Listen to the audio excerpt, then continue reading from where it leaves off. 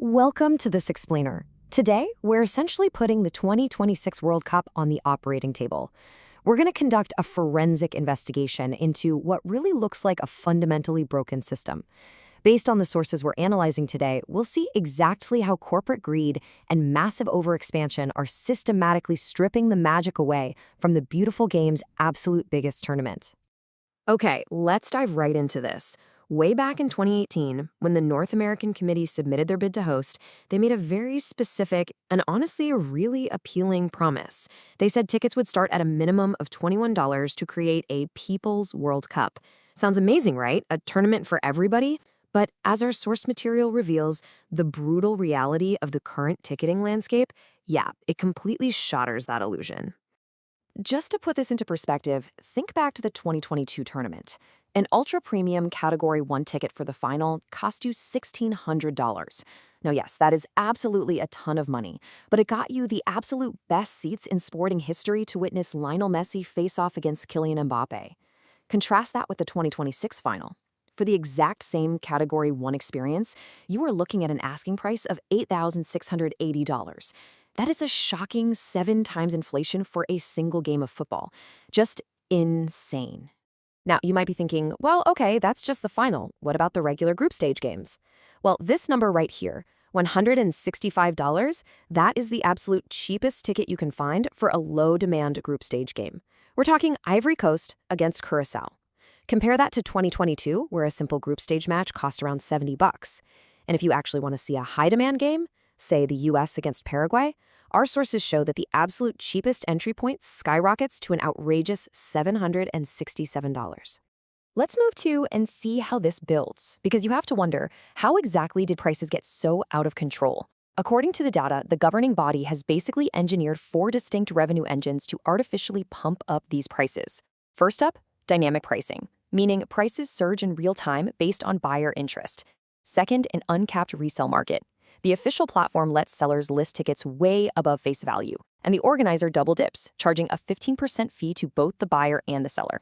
Third, expanded high demand from just having more national teams competing. And finally, expensive host nations. The US, Mexico, and Canada inherently carry very high tourist and travel costs. Let's look at what this actually means for a real fan. This is basically a brutal, itemized receipt based on a BBC report analyzing the projected costs for an English couple traveling to the US for the group stages. Travel and hotels alone, nearly £5,800. Tickets and resale costs, £3,500. Processing fees, over £500. Add in realistic survival costs for 14 nights, and you hit a staggering total of roughly $12,000. That is $6,400 per person.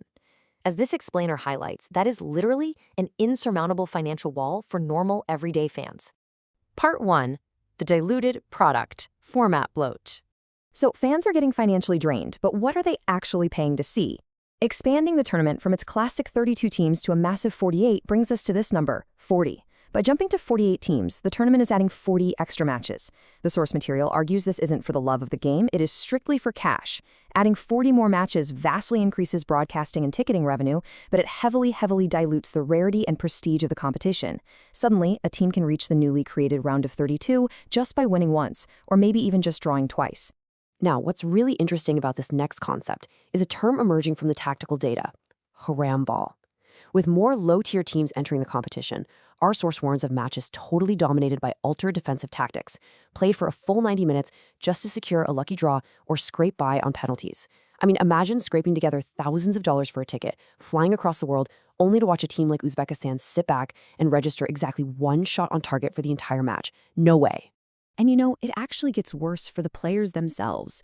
We're looking at an impending 8-game burnout. To win the tournament, a team now needs to play 8 games instead of 7. Combine this with the recently expanded Champions League format, and you've got exhausted, injury-prone players coming off a brutal 2-year calendar.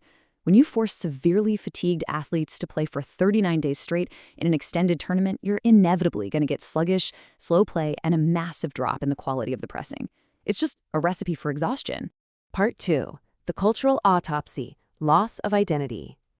So, we've covered the financial and physical toll, but what about the tournament's soul? Notice the stark visual contrast in the branding here.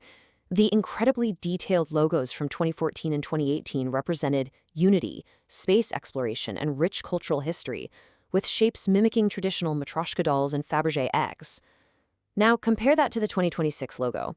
It's just bland, minimalist text. It's literally the number 2026 slapped over a basic photo of the trophy. As the source bluntly puts it, it represents absolutely nothing. It looks like it was designed by a 4-year-old. The official music suffers the exact same fate. Let's compare the anthems, because this is wild. We all remember Shakira's Waka Waka. It authentically sampled traditional Zangala, deeply represented African culture, and actually celebrated the host nation. Fast forward to the 2026 promotional track, Lighter. The source notes that trying to represent the US, Mexico, and Canada all at once has resulted in a safe, AI-sounding commercial track that honestly feels more fitting for a Gillette or Ford commercial. I mean, the lyrics literally go, "Never felt this free before, I'm high and I'm getting higher, chains don't rattle no more, good lord, I'm feeling lighter." By trying to represent absolutely everybody, they've ended up with a sterile, completely soulless product. Part 3. The logistical nightmare, continental sprawl. So, the crucial point is this. Even if you can somehow afford the extortionate tickets, and even if you don't mind the diluted football and bland branding, can you actually physically get there? Let's start with this very sobering number, 39. To enter U.S. soil as a foreigner, obviously you need a visa. Objectively speaking, based on the current regulations highlighted in our source, visa issuance is suspended or highly restricted for nationals of 39 specific countries, and there are 0 exceptions being made for football fans. This means millions of fans, even if they somehow secure a ticket, are literally blocked from entering the country. You could see several national teams walk out onto the pitch with practically 0 traveling supporters. And this brilliantly illustrates a massive geographic hurdle. When Qatar or Germany hosted the tournament, fans were navigating compact nations. You could easily and pretty cheaply just hop on a local train between cities. But 2026 is a tournament of massive continental sprawl. Supporters are going to be forced into taking incredibly expensive cross-country flights just to follow their teams from state to state or even country to country. When you combine this massive geography with the dynamic pricing and ticket scams we discussed earlier, you've got the ultimate recipe for fan betrayal. Which brings us to a final philosophical question I want to leave you with.